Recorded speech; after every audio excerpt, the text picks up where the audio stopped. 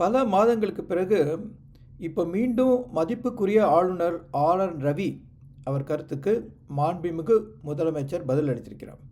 Governor பொதுவாக ஒன்று கேட்டிருக்கார். அதாவது எல்லா அரசு நிகழ்வுகளிலும் தமிழகம் போராடும், வெல்லும் என்று எதற்காக போட்டிருக்கீங்க?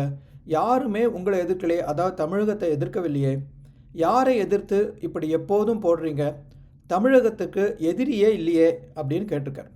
நம்ம மாண்புமிகு முதல்வர் பதிலை ரெடியாக வச்சுருக்கார் போல் இருக்கு. அவர் சொல்கிறார், சொல்லட்டுமா எதை எதிர்த்து போராடுகிறது என்று? நீட் தேர்வை, புதிய கல்விக் கொள்கையை, தமிழகத்திற்கு தர வேண்டிய நிதியை தராமல் இருப்பதை, தமிழகத்திற்கு வரவேண்டிய தொழில்களை திருட்டுத்தனமாக மற்ற மாநிலங்களுக்கு மடைமாற்றுவதை, மண்டை வரை மதவெறியை ஏற்றிக்கொண்டு ஆடுவதை, இது போல் ஒரு லிஸ்ட்டு கொடுத்துருக்காரு. ஸோ முதல்வர்கள் அவர்களே, உங்களை ஒன்று கேட்க விரும்புகிறேன். இப்போ நீட் தேர்வை உங்கள் கட்சி எதிர்க்கிறது, உங்களுடைய கூட்டணியில் இருக்கிற கட்சிகள் எதிர்க்கிறது, தமிழகமேவா எதிர்க்கிறது? ஒவ்வொரு வருடமும் முந்தைய ஆண்டை விட அதிக மாணவர்கள் நீட்டில் தேர்ச்சி பெற்று மருத்துவத்தில் நாடு முழுவதும் படிக்கிறாங்களே, அவங்களாம் எதிர்க்கிறாங்களா? அவங்க பெற்றோர்கள் எதிர்க்கிறாங்களா? எதிர்த்தான்னா அவங்க எதுக்கு நீட் பரீட்சை எழுத போனோம்? அப்புறம் புதிய கல்விக் கொள்கை, ஒவ்வொரு மாநிலத்திற்கும் 6ஆம் வகுப்பு வரை தாய்மொழியில்தான் கல்வி இருக்கணும் அப்படின்னு புதிய கல்விக் கொள்கை சொல்லுது. உங்களுக்கு அதில் என்ன எதிர்ப்பு? தாய்மொழியான தமிழை 6ஆம் வகுப்பு வரை எல்லாரும் படிக்கணும், அது கட்டாயமாக்கிறதுல உங்களுக்கு என்ன எதிர்ப்பு? தமிழகம் நிச்சயம் எதிர்க்காது சார். நீங்கள் எதிர்க்கிறீங்கன்னா அது உங்களுடைய தனிப்பட்ட கொள்கை. தமிழகம் எதிர்க்கணும் அது சொல்லிடாதீங்க. அதே மாதிரி மூன்றாம் மொழியை ஒரு குறிப்பிட்ட அளவு மாணவர்கள் ஆரம்ப படிப்பெல்லாம் படித்து முடித்த அப்புறம் பெரிய வகுப்பில் ஏதாவது ஒரு 3ஆவது மொழியை படிக்க விரும்புகிறாங்க.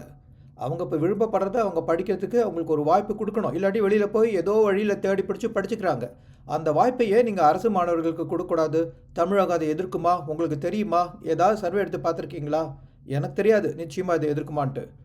ஆனால் இது போல் நான் வேறு சில லிஸ்ட்டில் உங்கள் மிஸ் ஆகிற மாதிரி நான் ஃபீல் பண்ணுறேன். அதெல்லாம் என்ன தெரியுமா? உங்களுக்கு கேட்கணும். இப்போ கள்ளக்குறிச்சியில் கள்ளச்சாராயம் காய்ச்சி அதை அருந்தி பலர் இறந்தாங்க. நீங்கள் அவங்களுக்கும் பணம் கொடுத்தீங்க, காய்ச்சினவங்களுக்கும் பணம் கொடுத்தீங்க. ஆனால் சாராயம் காய்ச்சுவதை ஏன் எதிர்க்கலை? தமிழகம் உண்மையிலேயே அதை தான் சார் எதிர்க்குது, அதை சேர்த்துக்குங்க.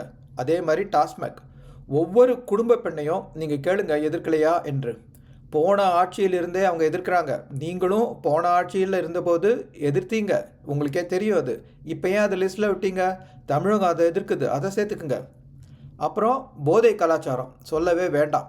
நம்ம ஊர்லேருந்து தான், உங்கள் அயலக அணியிலிருந்து தான் தேங்காய் பொடி கவரில் போதை பொடியை வச்சு ஆஸ்திரேலியா காமிச்சு மாட்டிக்கிட்டாங்க. இப்போ அதையும் மிஞ்சி இப்போ போதை மருந்து எல்லா இடத்துலையும் கிடைக்குது. சின்ன பசங்கள்லேருந்து இளைஞர்கள் வரைக்கும் போதைக்கு அடிமையாகி கெட்டு போகிறாங்க. அதை தமிழகம் எதிர்க்குது. அதையே நீங்கள் உங்கள் லிஸ்ட்டில் தமிழகம் எதிர்க்குதுன்னு சேர்த்துக்கல, அதையும் சேர்த்துக்குங்க. நான் சொல்கிறது சரிதானே?